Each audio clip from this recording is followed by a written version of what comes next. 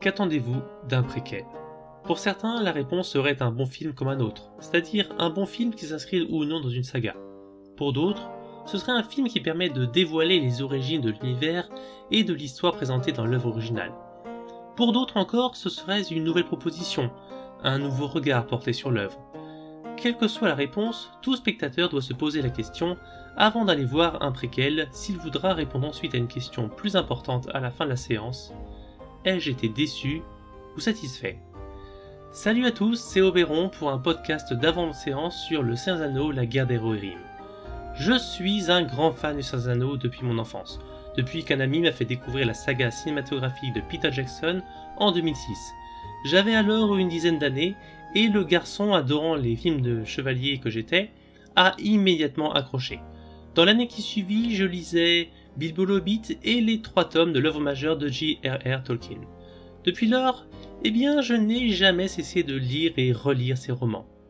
J'ai lu l'essentiel des écrits de Tolkien publiés en français et j'ai même entamé petit à petit la lecture massive de son œuvre en langue originale. Certes, depuis mon enfance, j'ai découvert bien d'autres univers, bien d'autres histoires. Je me suis passionné pour bien des choses, mais il n'y a rien à faire, je reviens toujours, à un moment ou à un autre, à Tolkien et au Seigneur des Anneaux. Donc, quand le 10 juin 2021, Warner Bros. Et New Line Cinema annoncent la préparation d'un film d'animation Le Seigneur des Anneaux, intitulé La guerre des Rohirrim, un prélude au film de Peter Jackson, je ne peux pas passer à côté de l'information. Je suis content de la nouvelle, mais je préfère ne pas m'emballer. À ce moment-là, en parallèle, nous sommes en plein pendant la production de la saison 1 de la série d'Amazon, Les Anneaux de Pouvoir. Mais en attendant que sortent ces 2 projets d'adaptation de l'univers de Tolkien, je n'oublie pas tous les projets précédents, qui ont tous eu plus ou moins de succès. Pour tout dire, j'adore la trilogie de Peter Jackson, mais je sais également la critiquer, pointer ses failles, notamment par rapport aux livres. Oui, je suis plutôt de ceux qui disent « les livres sont mieux ». De même, j'ai vu la trilogie du Hobbit, et même si l'ensemble reste très correct, j'avoue qu'ils sont moins mémorables que les 3 chefs-d'œuvre des années 2000. De plus, l'aspect ouvertement nostalgique de la campagne marketing me laisse assez dubitatif puisque les entre guillemets résurrections des franchises populaires dans les années 2010 ont été très inégales. Et oui, je pense à Star Wars. Donc j'attendais de voir ces 2 projets finalisés avant de me prononcer. En septembre 2022 sort finalement la première saison des Anneaux de Pouvoir. Et le moins qu'on puisse dire, c'est que le résultat n'était pas très convaincant. Je ferai prochainement quelques vidéos sur cette série, mais pour l'instant, disons simplement que ses qualités étaient surpassées par ses défauts. Mais bon, cela n'augurait pas forcément du bon ou du mauvais pour le film d'animation de Warner et New Line, c'est-à-dire des studios concurrents. Ainsi, j'ai encore attendu, et le 9 septembre 2024, il y a environ 3 mois, est finalement sortie une bande-annonce de 2 minutes 35 secondes. Enfin, nous avions les premières images du film. Je l'ai vue et... elle a fonctionné. Une bande-annonce n'a qu'un seul objectif, donner au public l'envie de voir le film. Et elle m'a donné envie d'aller voir le film. Attention, la bande-annonce ne m'a pas convaincu que le film sera bien ou mauvais. Certains éléments montrés m'ont plu et d'autres moins. Mais j'ai été vraiment curieux de voir ce que ça donnerait. Puis, il y a une semaine de cela, le 3 décembre, Warner Bros a sorti un extrait du film d'environ 8 minutes et demie. Je ne l'ai pas vu.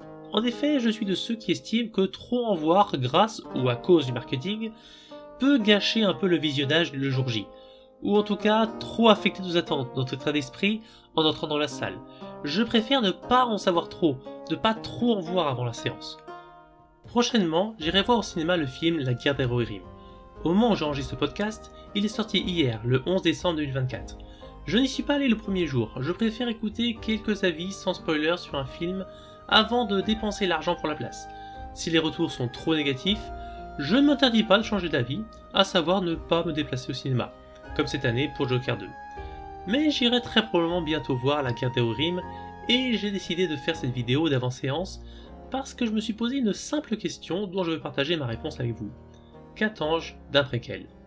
Et en l'occurrence, qu'attends-je de La guerre des Rohirrim comme préquel au Seigneur des Anneaux? D'abord, que sait-on du film? La guerre des Rohirrim est un film d'animation de fantasy américano-japonais produit par New Line Cinema, Warner Bros Animation et Solar Entertainment. Il est réalisé par Kenji Kamiyama, connu pour son travail sur la licence Ghost in the Shell, et il est scénarisé par Jeffrey Addis, Will Matthews, Phoebe Kittins, Artie Papageorgiou et Philippa Boyens. Cette dernière est une collaboratrice historique de Peter Jackson, scénariste sur les films du Seigneur des Anneaux et du Hobbit. De manière générale, l'équipe réunit les anciens noms des films de Jackson et des nouveaux, en particulier Kenji Kamiyama et les animateurs japonais. Ainsi, je m'attends à ce que la guerre des Rohirrim s'inscrive dans la continuité des films des années 2000, tout en introduisant l'animation japonaise dans l'univers de Tolkien. Internet est très partagé à ce sujet, certains estimant que l'animation japonaise retranscrit mal cet univers. Je rappelle qu'il y a eu plusieurs films d'animation, adaptant le Hobbit et le Seigneur des Anneaux. D'après la lettre 198, envoyée à Rainer Unwin, datée du 19 juin 1957, Tolkien lui-même était assez ouvert à des adaptations par ce média. Mais en effet, c'est bien la première fois que la Terre du Milieu sera traitée via l'animation japonaise. Pour ma part, avant de voir la bande-annonce, j'étais assez curieux sur le sujet. Après tout, les univers de fantasy sont très nombreux dans les animés japonais. Puis, une fois avoir vu la bande-annonce, j'étais vraiment conquis. Certes, c'est assez surprenant de voir la Terre du Milieu de Peter Jackson représentée ainsi, mais justement, je pense que ça passe bien parce que c'est avant tout la Terre du Milieu des films de Jackson. Elle propose déjà une approche assez particulière de l'univers tolkienien, et c'est précisément cette approche que j'ai retrouvée dans la bande-annonce. Quant au style plus animé manga, ça ne me dérange pas du tout. Du reste, je suis un spectateur occasionnel d'animé japonais, donc c'est assez logique que ce style me plaise, mais je reconnais que cela ne correspondra pas forcément au goût de tout le monde. En revanche, au vu de certains plans dans la bande-annonce, j'ai quand même un peu peur qu'il y ait, à côté d'une belle animation 2D, de grosses images de synthèse qui tâchent. Voilà pour l'esthétique. Ensuite vient le plus important à mes yeux, l'histoire. Lisons le synopsis. Ce nouveau chapitre, situé 183 ans avant la trilogie du Seigneur des Anneaux, explore l'histoire de la maison de Helm Pointmarteau, roi de Rohan. Face à l'attaque soudaine de Wulf, un seigneur vengeur et cruel, Helm et son peuple se barricadent dans la forteresse de Fort-le-Corps, rebaptisée Gouffre de Helm. Dans cette lutte désespérée, Hera, la fille de Helm, voit rassembler le courage nécessaire pour diriger la résistance contre un ennemi déterminé à détruire son peuple. Entre ce synopsis et la bande-annonce, le récit me semble assez librement adapté des écrits de Tolkien sur la guerre entre Rohirrim et Dunlandais entre les années 2754 et 2759 du Troisième Âge. Son histoire est retracée assez sommairement dans l'appendice A du Seigneur des Anneaux, les annales des rois et des régents. Faisons un petit résumé de ces événements dans le texte. En 2754, Freka, un puissant seigneur à moitié Dunlandais et à moitié Rohirrim, demande la main de la fille de Helm Pointmarteau, 9e roi du Rohan, pour son fils Wulf. Face à son orgueil, Helm refuse, et le tue d'un coup de poing lors d'un duel. 4 ans plus tard, Wulf revient à la tête d'une armée de Dunlandais pour se venger et vaincre les Rohirrim. Ces derniers se réfugient dans les places fortes des Montagnes Blanches, en particulier à Fort-le-Corps, tenu par le roi Helm Pointmarteau en personne. En même temps que l'invasion et le siège des Dunlandais, le Rohan subit les raids des corsaires d'Umbar et des Haradrim, dont les navires remontent le fleuve Isen. Il subit surtout le long hiver. Pendant presque 5 mois, le pays est recouvert de neige. Fort-le-Corps tient bon, mais le roi Helm meurt lors d'une sortie. Finalement, au printemps, le neveu du roi, Frealaf, sort de son refuge de Denaro et tue Wulf à Edoras. Puis, aidé par des renforts gondoriens, il repousse tous les envahisseurs du Rohan au-delà du fleuve Isen. Le Rohan est donc meurtri, mais sauvé. Ainsi s'achève la guerre entre Rohirrim et Dunlandais. Pour l'adaptation filmique, les scénaristes semblent vouloir suivre les grandes lignes de ces événements. Cependant, quelques changements sont à prévoir. Les hommes de Freka, semi-Dunlandais, semblent beaucoup moins sauvages que les Dunlandais montrés dans les 2 tours. Bien que Freka soit ambitieux, cherchant à obtenir le trône du Rohan pour son fils, son peuple ne semble pas associé à l'ombre ou, si vous préférez, à Sauron, du moins dans un premier temps. Wulf n'enrage de vengeance qu'après la mort de son père, tué par Helm Pointmarteau.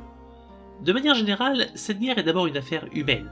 Ce sont les passions humaines et non les dessins de Sauron qui sont à l'œuvre. La bande-annonce montre des créatures fantastiques, un grand aigle, un olifant, le guitteur de l'eau à la porte de la Moria, et un orque à la toute fin. Mais ils ne sont pas les principaux protagonistes ou antagonistes de cette histoire. Autre changement, le rôle pris par la fille de Helm. Les scénaristes lui ont donné un nom, Hera, et surtout un rôle bien plus important que dans l'histoire originale. En fait, j'ai l'impression qu'elle remplace un peu Frealaf, le neveu du roi, comme étant le héros de cette guerre. À voir ce que ça donne. J'ai quand même l'impression que les scénaristes ont choisi la facilité en faisant d'Hera une héroïne 2.0, une princesse combattante et indépendante, héroïne imprévue de la guerre. j'ai peur d'assister à une écriture assez fainéante. En outre, le plan final de la bande-annonce montre la main d'un orc dans un paysage enneigé. Il collecte des anneaux d'or pour le Mordor, se demandant pour quelle raison il a reçu cette mission. Tout comme lui, je ne vois pas vraiment pourquoi impliquer le Mordor dans cette histoire, surtout pour chercher des anneaux, à part pour du fanservice.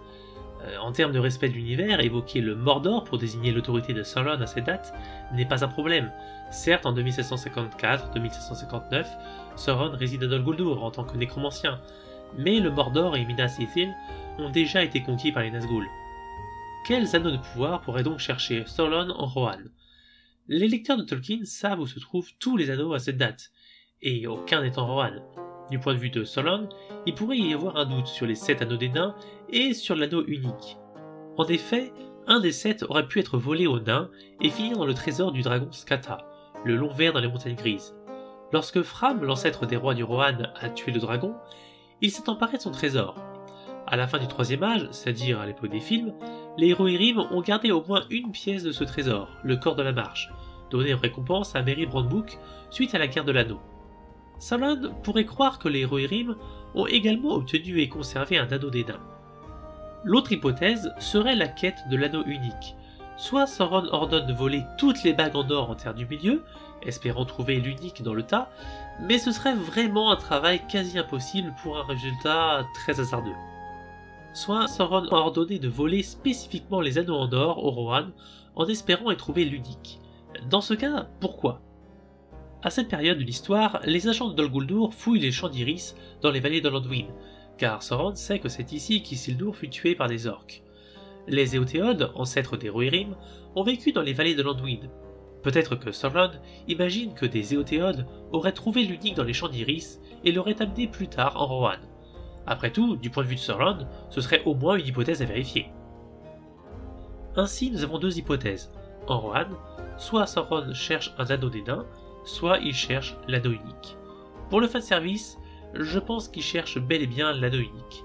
A mon avis, cette intrigue ne sera pas la plus intéressante du film. Néanmoins, ce plan nous renseigne sur un point. Il y aura des références à l'intrigue du Seigneur des Anneaux, et pas seulement les Hobbits 2.0.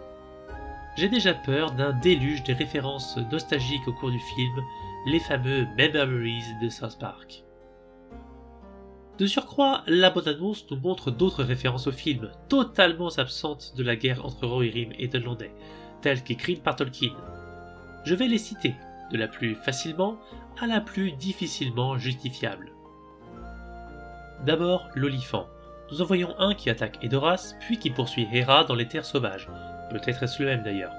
Que fait un animal endémique du Harad en Rohan? Impossible que les Gondoriens laissent passer tranquillement un olifant et ses maîtres Haradrim sur leur terre centrale vers le nord jusqu'en Rohan. L'explication la plus probable est que les Haradrim ont embarqué des Mumakil sur leur navire, ont traversé la mer, puis remonté le fleuve Aizen et débarqué en Rohan pour combattre aux côtés des Dunlandais. Mais bon, c'est quand même un très gros animal pour être déplacé à bord d'un navire. La seule autre explication serait une longue expédition terrestre Haradrim longeant la côte sud du Gondor, un peu comme la campagne d'Hannibal Barca, marchant en Gaule vers l'Italie en 218 avant Jésus-Christ.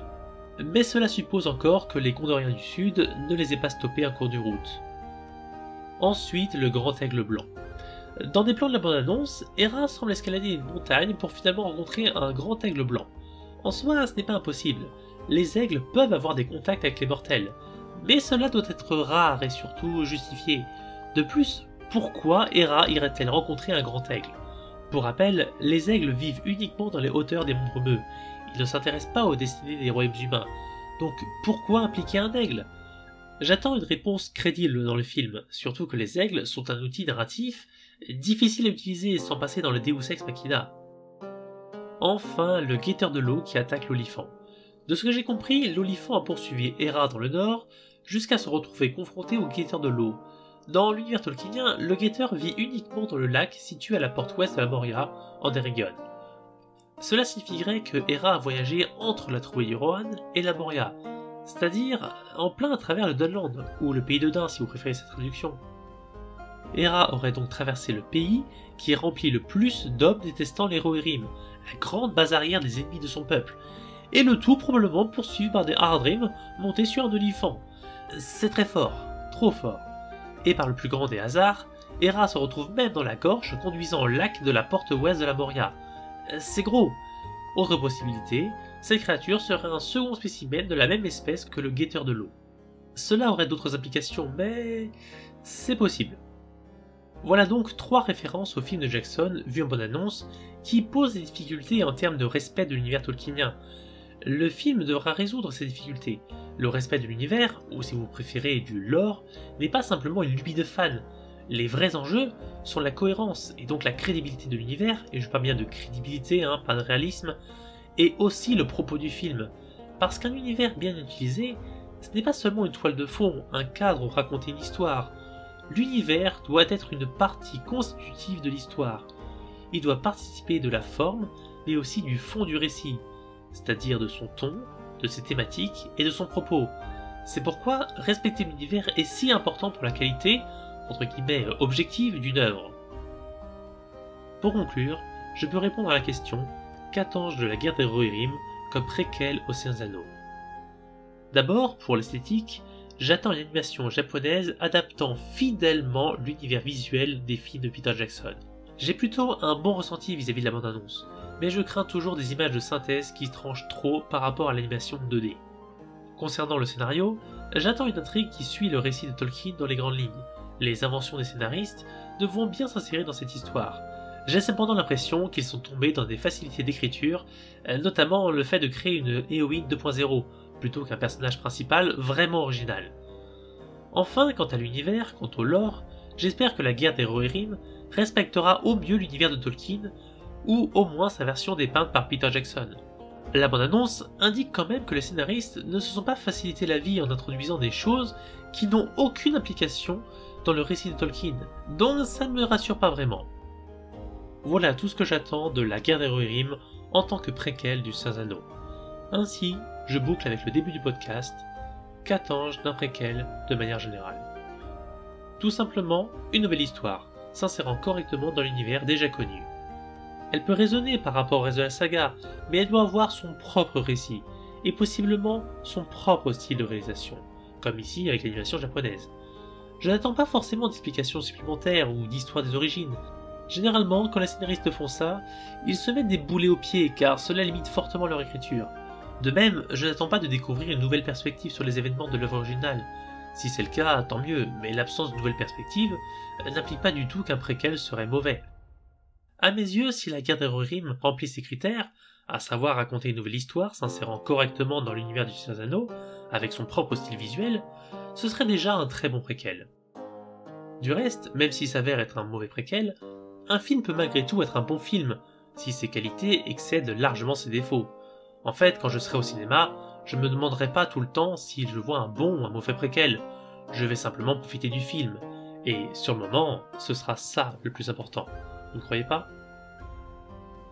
Merci à tous d'avoir écouté ce podcast jusqu'au bout, j'espère avoir été assez clair dans mes propos et que vous avez passé un bon moment.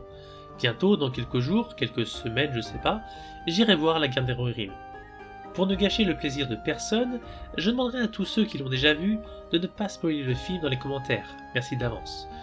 Si vous avez d'autres attentes vis-à-vis de ce film, ou vis-à-vis des préquels en général, n'hésitez pas à les poster en commentaire, surtout si vous n'êtes pas d'accord avec les miennes. Ça m'intéresse vraiment de savoir pourquoi. Dans ce podcast, j'ai essayé de dire le moins de bêtises possible. C'est pourquoi j'ai tout écrit par avance. Même ce que vous entendez là, c'est écrit. Mon propos et mon ton manquaient donc de spontanéité. Mais voilà, j'ai préféré sacrifier la spontanéité à la justesse de mes propos. D'ailleurs, j'ai essayé de prononcer au mieux tous les noms propres de l'univers de Tolkien. Je me suis juste interdit certains sons moches en français, comme Scafa pour Scata, ou Gondolien pour Gondorien.